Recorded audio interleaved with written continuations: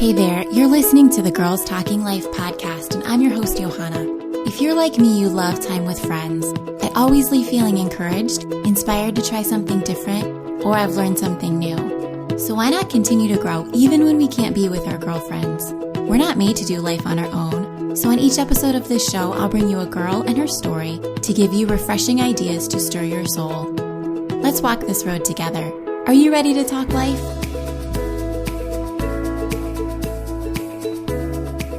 Welcome to this show. I'm so glad you chose to spend some of your time here. If this is your first time listening, or if you've been enjoying Girls Talking Life for a while now, be sure to subscribe on iTunes or wherever you get your podcasts. And then every other Monday, when a new episode is released, it goes straight to your phone. You don't have to go looking for it. While you're in your podcast app, please consider leaving a review to help others find the show. One listener writes, "Loved Laura." She's talking about Laura L. Smith from episode 15. She says, "Johanna, thank you for finding someone I can relate to and take some things away from my own life. Her stories of raising 4 kids and the fact that all of them are uniquely made by God and how each of them have a plan for a distinctly different purpose. Love this. Thank you for leaving that."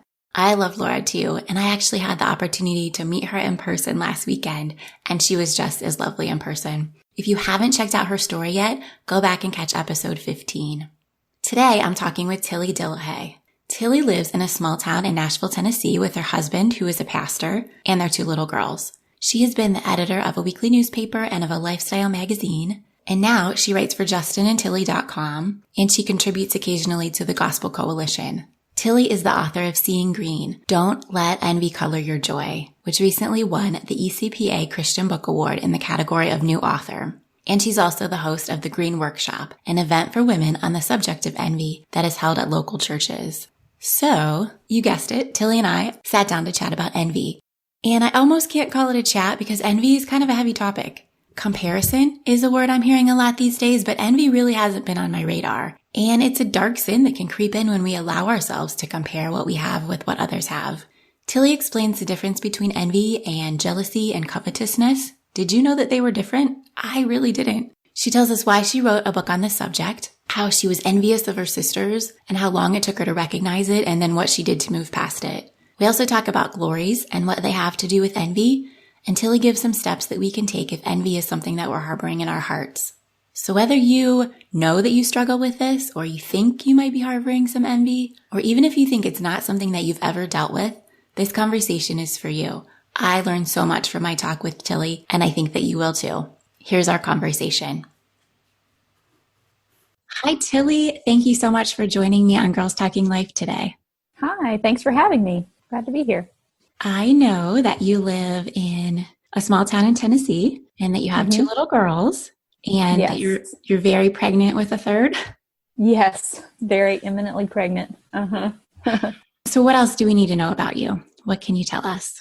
Well, I'm a pastor's wife, so I was working as a newspaper editor and then a magazine editor until I had my 2nd daughter, and that's when I was able to come home to be with the girls. So that's been over 2 years now. And during that time, I had written this book about envy, and it actually had been finished for a year or 2. I mean, I had just been sitting on the project for some time, but it was after I came home from that editing job that I had a little time to look at it and try to get it published. So something that has been in my life for 5 or 6 years only just came out this past September. That's a long work of love.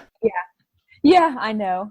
Yeah, it's funny to, and I'm working on another book right now, actually, that I'm trying to get the sort of a rough draft done before this baby comes. And it's funny what a different process it's been to write a book that is already published, basically, instead of working on something over the course of years and coming back to it again and again. And it's just a very different process, but it's been enjoyable. Okay, good. So you said you were an editor of a newspaper and a magazine, and you're an author, and you also host an event. What has been your favorite position? Oh man, I really enjoyed editing a lot, but being able to get out among real women with the material of this book this envy book to do those women's events in churches has been so enjoyable to me. I've been blown away by how much fun it is when it involves, speaking in public, which I had to kind of adjust myself to a little bit, but it was, I don't know, just hearing from real live women about something that I've been thinking about for such a long time. It's just been a huge blessing. So I think that the live events are maybe my favorite thing I've done. So yeah. Well, let's go ahead and talk about why you decided to write a book several years ago on the topic of envy. Okay. I feel like comparison is kind of a buzzword right now, but I don't really think people are talking about envy. So why was it something that you wanted to discuss? Well, it was a deeply personal topic to me because about 6 years ago, I diagnosed a very serious couple of cases of envy in my life, and they were both me envying two of my sisters. And 5 or 6 years ago was the first time the word envy had ever really come into my awareness. So I wanted something to read about it. I wanted something to help me kind of work through it in my own life, and I couldn't find anything that had been written in the last 100 years. So it's one of the deadly sins. It's a word that everyone's familiar with, but I guess I had never heard it really talked about much in the church or with other women. It's such an ugly and unattractive sin that I don't think Christians are real comfortable talking about it with each other. And I think that's why it caught my eye. Mm-hmm. Yeah. Because there isn't anything else out there like that. And it struck my interest because, it isn't something that you really want to dig deep in and look at in your own heart. Yeah, that's right. There's nothing real fun about it when you're having to actually work through it and repent of it, and confessing it is no fun. But at the same time, it just seems like the more people that I talk to about it, the more universal it appears to be. People that I never would have imagined had any issue, it seems like everybody has somebody in their life that they have struggled, that they've envied, or currently envy. So I don't know. I think it's one of these just underconfessed sins that everybody deals with, but we don't know quite how to handle it sometimes. But yeah, and that was definitely the case with me, with my sisters. In the book, you talk about the difference between jealousy and envy and covetousness and envy. Could you talk a little bit about that and explain the differences? Yeah. I know a lot of the time we use jealousy and envy sort of interchangeably, but there are differences. Jealousy is concerned with something that you have that's being threatened. So you could be jealous in a righteous way. Sometimes, jealousy is an emotion that's attributed to God in Scripture at times, and when he's jealous over his people, he's jealous for the worship that belongs to him. If you were, say, protecting your relationship with your husband, that would be a righteous kind of jealousy, I guess, protecting something that ought to be protected. Mm-hmm. Whereas envy is completely concerned with something that belongs to another person, and it's a feeling of unhappiness at the blessing that other people are experiencing. So when something good happens to someone else and you don't like it, that is envy. And then covetousness is also concerned with things that belong to other people, but covetousness just really wants something because they see it and would be happy just to have the same car that somebody else has, for instance. Whereas envy almost takes it personally that it wasn't given to you. So envy would almost be happy to see the thing destroyed rather than to see someone else enjoying it, if that makes sense. So envy is it's kind of malicious in a way that covetousness isn't. I remember several years ago, a friend of mine was buying a new house, and I thought the house she had before was lovely. And then she was kind of upgrading her and her family to a new house. And I remember thinking, wow, why aren't we in a position to be doing that? It was quite a bit more expensive. And I remember it hitting me in a different way. And I think I would have been happy just to be in the same position. I didn't want her to have that. I just wanted that as well. Yeah. So I think that would be like covetousness to me. If you weren't unhappy that she had it, then that sounds like covetousness. Sounds like I have some confession to do as well. Yeah. So let's go back to when you were a sophomore in college and you were in the coffee shop with your sisters. And Okay. what was it that happened to you that day? Yeah. So my sister, I'm from a very, very musical family, one of 7 siblings. I grew up in Nashville, and we all did musical things, I guess, here and there. But I was very interested in jazz music. So my dad helped me to record a CD of jazz cover tunes when I was about 15 or 16. And so we did that. We put that out. I went off to college real soon after that, and just kind of put music down, I guess. Didn't really pursue it with any kind of work ethic or intentionality. Got real distracted. And when I was a sophomore, the 2 sisters just below me had been working secretly in their rooms on music. They had been writing and recording on this little 8-track recorder, secreted away in their rooms. No one had ever heard what they were doing because they were so shy. They had never even let us hear it. Oh, wow. So one day they decided, they were working with each other eventually, and they decided it was time to debut what they'd been working on. So they booked a little coffee shop gig in Nashville, and we all went to see them. And I have such a clear memory of that night, of walking in there, seeing them kind of preparing nervously to perform. And then the moment that they stepped behind the mic and opened their mouths and started to sing and play, and just that everyone in the room just really, we just stopped what we were doing and listened. And I sat there in the back of the room with tears streaming down my face, because I know that part of the emotion I was feeling was a response to that beautiful art that I was witnessing for the first time. Yeah. But I know that a big part of what I experienced that night was also this sort of horror that this beauty had arisen so close to me, and that it didn't belong to me, that it wasn't mine. This sort of, what I call in the book, this glory of creative talent that I was seeing in my sisters really struck me with more, I would say, more pain than joy. So I had no conscious thoughts about it that night. I just knew it was unpleasant. I knew that for years afterwards, as they continued to pursue their music and to perform and to record, eventually they formed a band with 2 brothers and were touring. But I just was conscious through the years that every time I had to hear them sing live, especially, it was worse. The worst was going to hear their concerts, because it was just so palpable and in your face, the glory of them getting better and better and getting more comfortable on stage, and they really worked their craft and became real musicians through those years. And I wished that it would stop. I could not root for them in my heart. And of course, I never said a word about it to them or myself or anybody. It was, a very shameful kind of feeling. But our relationship suffered. I definitely pulled away from them in those years, and they may not have known what was going on, but they definitely knew that a rift had arisen between it. That things were not the same. We were very close growing up. All of us were very close growing up in my family, and they would have noticed that we sort of lost intimacy. So it was years later.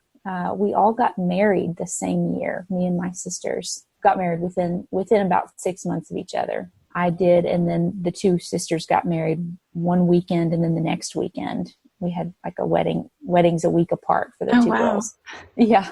And having them stand up in my wedding and then standing up in their weddings, it was so painful. I think because it really brought to my awareness that something was really wrong. I didn't know them, and here I was having to represent them, as a bridesmaid, and I didn't even know them anymore because of whatever was going on. Sorry, how many years had passed? Oh goodness. I guess it would have been 7 or 8 years. 7 or 8 years, time. Probably. Yeah. It was a long time of just, maybe I'm exaggerating. It was between 6 and 8 years. But yeah, just a very long and slow pulling away that had happened, and then a real painful and sudden realization in me that made me basically, I went home from those weddings and said, I've got to figure out what is going on. And the word envy, the concept of envy sort of filtered into my awareness around that time. And I just started reading and studying and writing, and actually writing a good portion of the book around that time was what the Lord really used to get that process of repentance started in my heart. And I was sending things to them first as I was writing, because, I didn't feel like I had the liberty to show it to anybody else without them giving me the go ahead. After those difficult conversations of me confessing sin to them, they were also the first people who read this book as it was written. So what were their reactions when you let them know that this is what had been going on inside?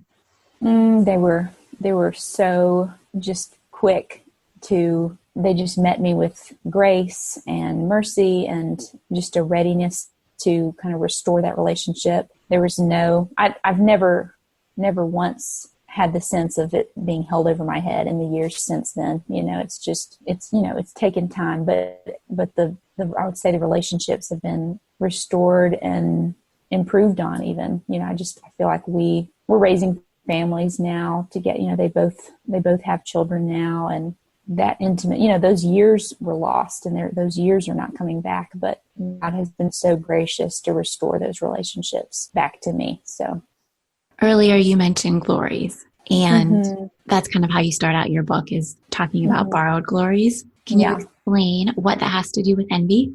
Yeah, this was something that helped me so much in understanding why envy was such a painful thing to experience, why it felt like them doing well in music was striking me at the heart of who I was and what I want, just my deepest desires and longings.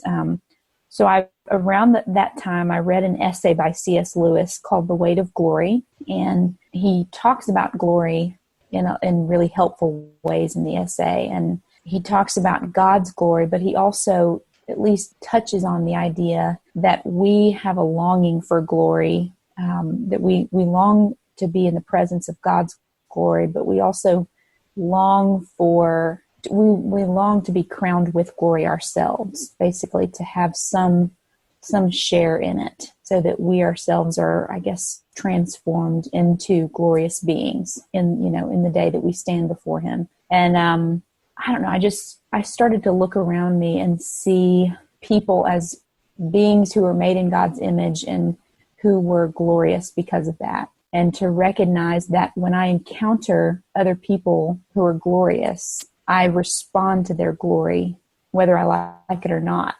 Mm-hmm. And that feeling, like when you encounter somebody and you walk away from them and you just think, like, you can't get them out of your head for a while. I'm not even talking about falling in love with a man or something, like love at first sight kind of thing. I've met women before that I've walked away from, and then I just thought, man, she was incredible. I don't know what it was about her, but there was something just magical about her. Yeah, I know what you mean. Yeah. And you respond to that. You have to. It's almost a forced response. And so I started to just connect that to the idea of glory, because that's really what glory means. It's something that we respond to it, whether we want to or not. We may respond with admiration, we may respond with worship, or we may respond with hatred and resentment. And that hatred and resentment response, that is envy. That's us resenting the fact that God has given a glory to somebody else and not to us. Or maybe given a glory to somebody else in a greater measure than he gave it to us. Yes. Yeah, so the rest of the book is structured around 7 different types of glory that I just noticed in people around me. All of them are connected in some way to the glory of God, but they're all very human glories, and a lot of them very transient glories. Like, for instance, one of them is just the glory of beauty of the body, like someone being beautiful or athletic or whatever. That's something that is a very real glory, but it's also a very temporary one, depending on who you are. I can see that being high on the list for women, especially. Mm-hmm. Yes. Admiration of others' bodies. The glory of the body was definitely. a big one for me was another occasion for envy in my life with other people too. I think I've been through several rounds of having to confess envy to people now, and it's been different glories each time. Like it seems like it just changes depending on what I'm pursuing in my life at that particular moment, or what I'm valuing at that particular moment. And I know when I was younger, the glory of the body was maybe a bigger deal to me than it is now. Before I had kids, and before I'm distracted with other things now. I can't obsess quite to the same degree. And then, at other times, the glory of, say, competence, that was a big one later on when I came to a point in my life as a new believer, and I really wanted to kind of have it all together and start really being productive for the Lord and not be a messy, person anymore. And that was the point when a very put together and sort of smooth life kind of friend of mine, that was the next envy issue that I had, was with a friend who, that was her glory, was sort of the competence glory. So basically what I'm saying is, like, it seems like what you are really wanting to see in your own life in a given moment may be the thing that you're going to stumble over when you meet it in somebody else's life. That makes a lot of sense. Yeah. So some of the others are intellect, charm and influence, options, which also is money. Yeah. Yeah. Creativity, and relationship. I feel like relationship is another big one. Yes. It's important to see relationships as it's one of the more complicated glories, because it is something that you can learn to be more faithful in. Like, you can learn, as you're obeying God, you become better at conducting your relationships, and you're often going to be blessed with higher quality relationships as you grow. But I think it's also really important for us to recognize that the glory of healthy relationship is still a glory that God bestows on us. It really is still, it's a gift that He can give, and it's a gift that He can take away. And we see this in some of our closest relationships. Like, you don't choose who your parents are. Some people come out of families that are just so vibrant and healthy and intact, and that can be very hard to live with if I came out of a family that was broken, or I came out of an abusive family, or you have to recognize at some point this does affect you, and it is something that is not equal. It's not. We love equality, and we're obsessed with fairness, and it's very difficult to see that the world is not actually fair in so many ways. God's just, but He's not interested in making us all the same and giving us all the same exact situation, to deal with. And marriage is something you enter into it willingly, but you can't control your spouse after that. You can't control how all that goes. You can't control your children and whether they are gonna be pain for you for a long time, or whether they're gonna rise up and bless you later on. Right. Friendships are something that He gives and He takes away, that change. And I know adult women struggle a lot with just female friendships and never feeling like they're quite what we wish they were. But so it's a real glory when you see somebody else enjoying healthy, vibrant relationship. It can be painful to see. And probably something worth noting is, if this is their glory, for instance, their competence, maybe their relationships are suffering, or maybe they don't have the options with money that they want. We have, I think all God's people have glory in some way. So we might have something that looks nice to them that they're lacking. Absolutely. Yeah. And that's one of the helpful things about understanding the variety that God has placed in His church and in his creation, that He really is, He's doing something different in every life. And it's always going to be something you can be grateful for, because He is a good God and He is a good Father. Yeah, it is true. I can't tell you how many times I've had a conversation with someone where their glory, maybe I was even confessing envy to them, or or just talking about something I admired in their life. And they can immediately turn around and talk about some specific thing that they just wish that they had, or that they are lacking in, or even that they see in my life, So it's interesting. Everybody is so aware of what other people have been given, I guess. It's easy to see those things, I think. So we work through these different areas. We examine our own heart. And then what do you do when you find it? An instance of envy. Yeah. Yeah, I think it's the first thing that you do as soon as you identify envy towards a specific person is to begin to pray for them. So you begin to pray for them, thanking God for whatever it is that he gave them that's bothering you so much. Whatever it is that you don't like, begin to thank him for what he's given them and ask him to continue to bless them in that way. So whatever it is that it would keep happening, and that there would be more of it even, which is exactly what your flesh doesn't want, Mm-hmm. And then another thing is, I find it helps to start praising that person, because that was one thing that I was never able to do, for instance, with my sisters, is praise their music to other people or to their face, not naturally. So begin to let them know you see what God has given them, and that you are praising him for it.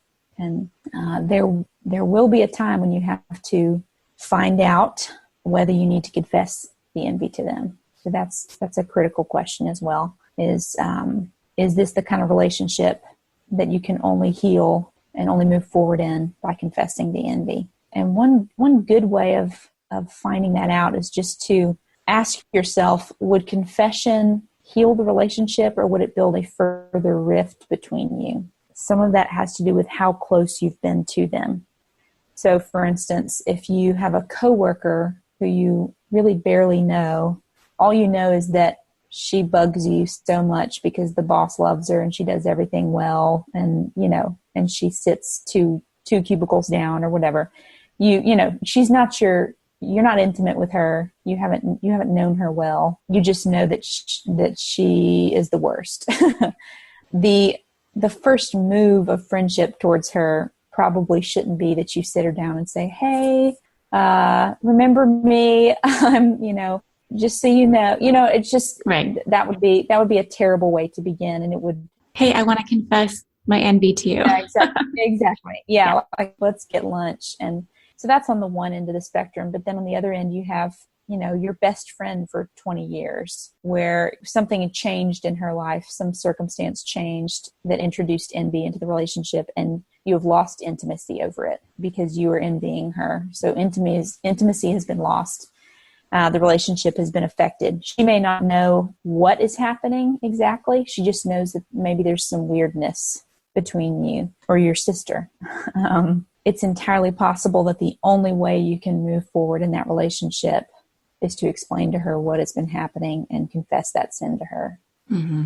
And it is a very hard conversation to have. It's always the hardest conversation. But I can just say from experience, I've never had anybody meet me with anything less than open arms, basically. I mean, it's just, there's something very disarming, I think, about having someone confess envy to you. So their responses generally just overwhelmed me with just a sense of God's grace. So yeah, but that's a dicey question. So it's definitely something to think and pray through before you go to a person with envy. Okay, so pray for the person, then praise them openly on purpose, and then decide whether or not it's appropriate to confess it. Yeah. And don't let yourself get away with less than you know you're right. It can be easy to talk yourself out of that conversation of confessing the envy. So, yeah. And then another, I think just in the longer term, what you want in the long term is to have a heart that is increasingly, it feels natural to you to be happy when you see good things happen to others, to experience joy when you see glories in other people's lives. And you want more and more in your Christian life. You want that to be the default of your heart. because you have grown in love over time. I just think the only way to do that is to be a person who is regularly filling themselves up on Christ himself, and who is feeding where they ought to be feeding, and killing sin by not feeding where the world feeds, I guess, and not filling yourself with all the things that you ought to have. I think that's sort of, if you're not growing as a Christian, that's going to be the thing that automatically happens, is that your appetite for more and more and more of something is going to continue to grow. All the things that culture tells us that we need. Exactly. That's right. Yeah. So there's really, that you're not going to fight that with nothing. You have to be filling yourself with a vision of Christ, of what he is and what he's done for you and what he's promised for you in both now and later. I'm going to quote you from your book. It says, "The goal for us as Christians is to rejoice in all the glories that God has poured into others," which is what you're saying here. Yeah. I like that a lot. Right. Mm-hmm. And you say that by putting off envy, or in order to put off envy, we put on love, diligence, humility, transparency. Mm-hmm. Yeah, one of the other things that I guess that I didn't mention earlier in fighting envy is when you're praying for the person, as you're praying for the person, praising the person, maybe confessing to the person, turning your attention to what God has given you to do and what are the glories that he gave you that you are to be cultivating. This is a really great way of fighting envy as well, because sometimes it's idleness in your hands that gives you too much time to think about it.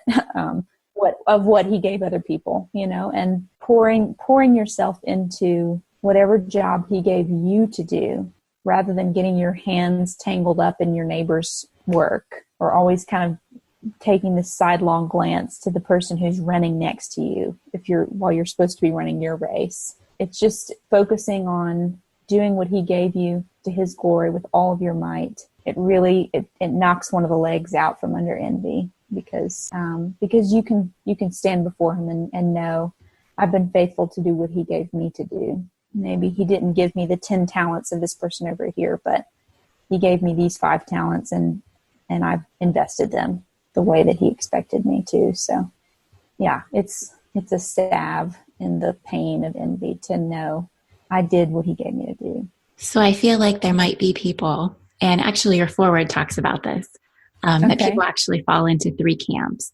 People who do not feel like they have envy in their lives at all, and who are going to be resistant to reading the book, or they're going to read it to prove themselves right.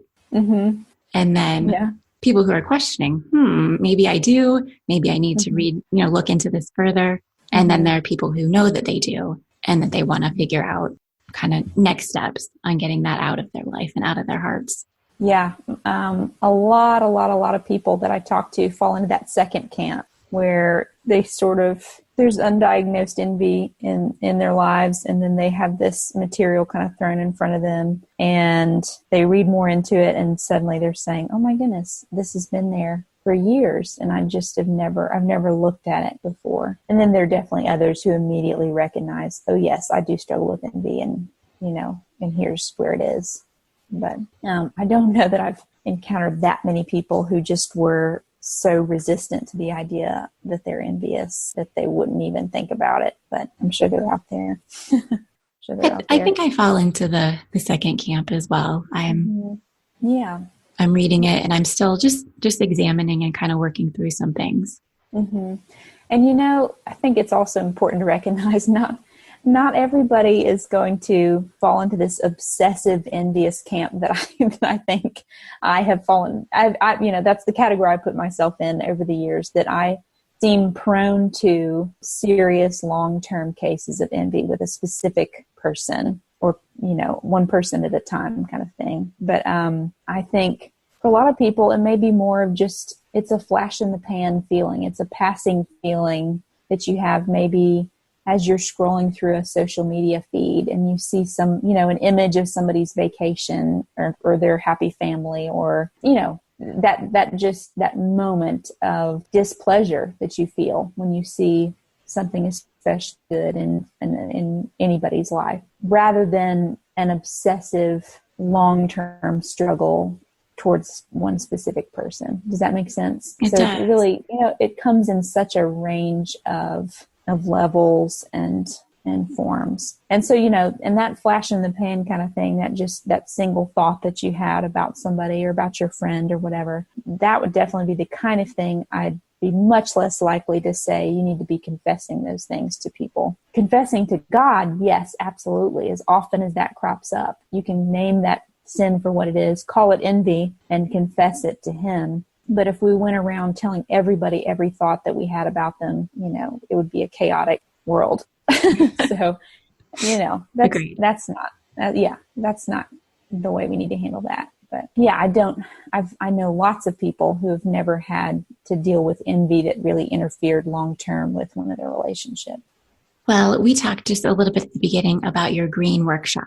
Can you tell me maybe what kind of audience you would go in front of for that, and then what the women could expect?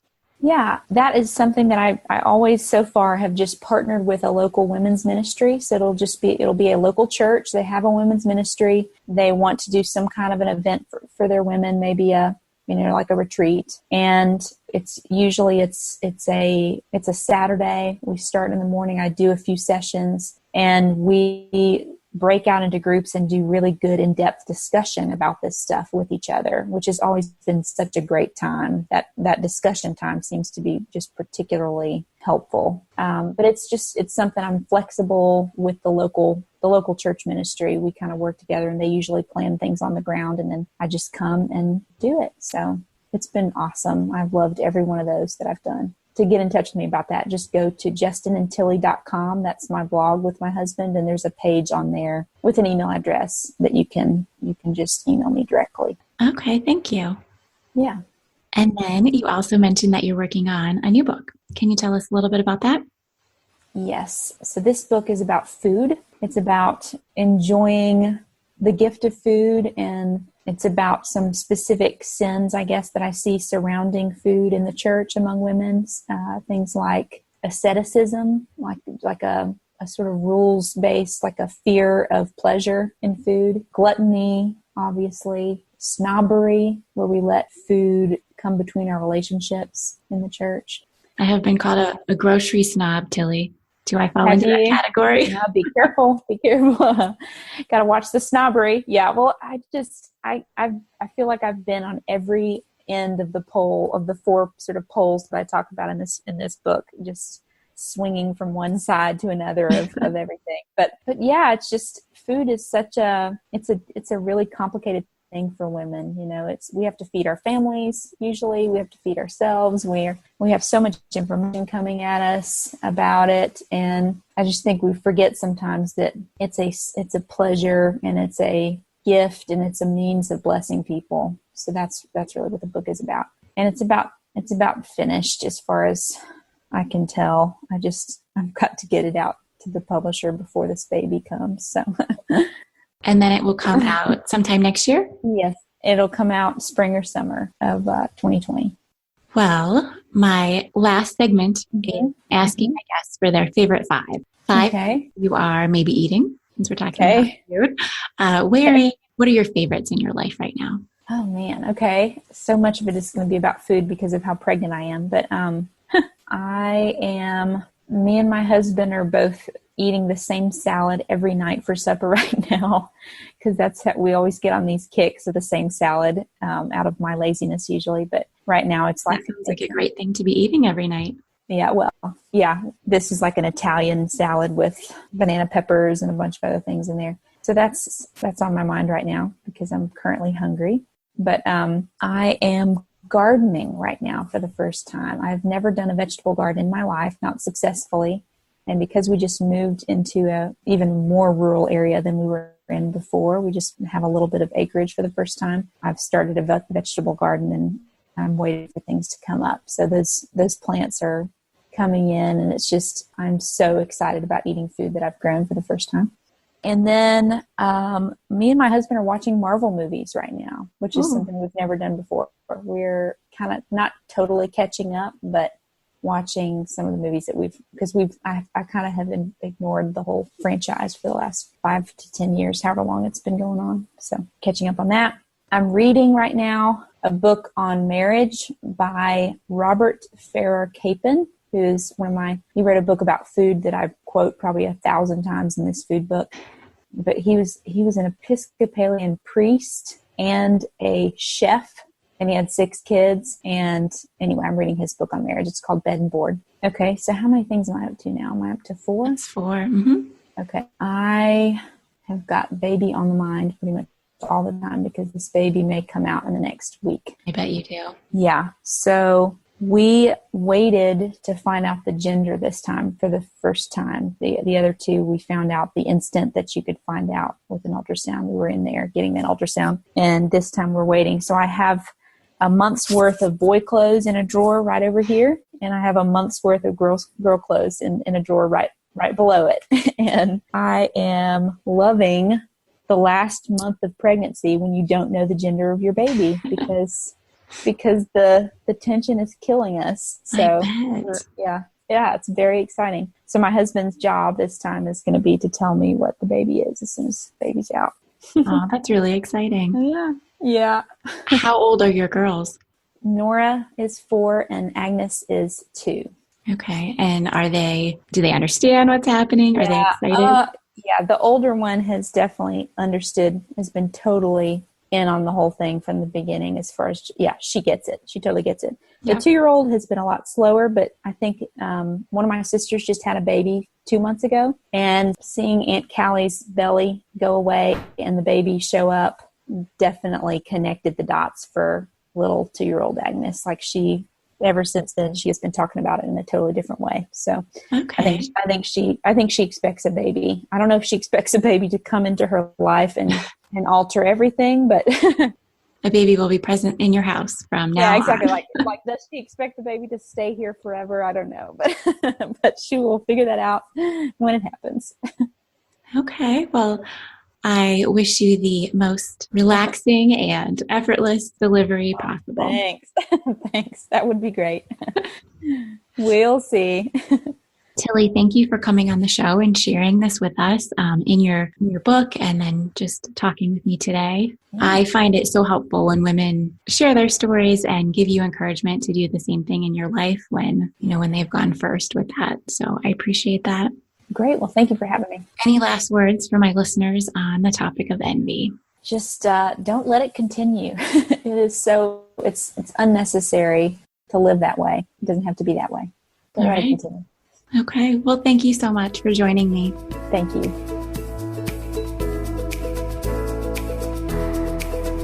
Hey friends, I hope you enjoyed my conversation with Tilly. She was so open and honest and willing to share how deeply envy had affected her. I know that I learned a lot. To find more from Tilly, go to justinandtilly.com. Connect with her on Instagram. She's at Tilly_Dillehay. And definitely grab her book, Seeing Green. Everything we talked about can be found in the show notes for today's episode on girlstalkinglife.com. And don't let the conversation stop when the show is over. Share your stories and start your own conversations with the girls in your life. And while you're at it, tell them about the show. Thanks for tuning in.